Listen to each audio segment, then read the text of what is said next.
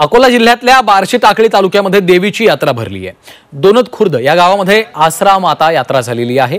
आसरा मातेचं हे मंदिर खूप पुरातन आहे। या यात्रेला शेकडो वर्षांची परंपरा आहे। या यात्रेमध्ये लहान मुलांचे पाळणे नदीमध्ये सोडले जातात। आपल्या मुलांवर येणारे संकट दूर करण्यासाठी मंदिराशेजारी वाहणाऱ्या मोरणा नदीत लहान मुलांना अंघोळ घातली जाते। गेल्या अनेक वर्षांची ही परंपरा आज तागायत सुरू असल्याचं आपल्याला पाहायला मिळतं। यात्रा असते, हे लहान लेकरांचं येऊन पाळणे सोडतात। त्यांचं काही दुःख असलं ते निवारण होते, त्यांची काही मनातली इच्छा असली ते पूर्ण होते।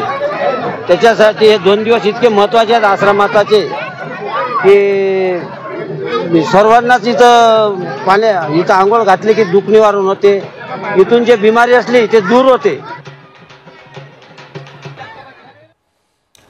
वळत पुढच्या बातमीकडे, साताऱ्यातील शिखर शिंगणापूरच्या श्री शंभू महादेवाची यात्रा मोठ्या उत्साहात पार पडली। अवघड अशा मुंगी घाटातून मानाच्या कावडी दोरखंड आणि मानवी साखळीच्या सहाय्याने गडावर चढवण्यात आल्यात। सासवडमधील तेला भूत्याची कावड ही मानाची मानली जाते।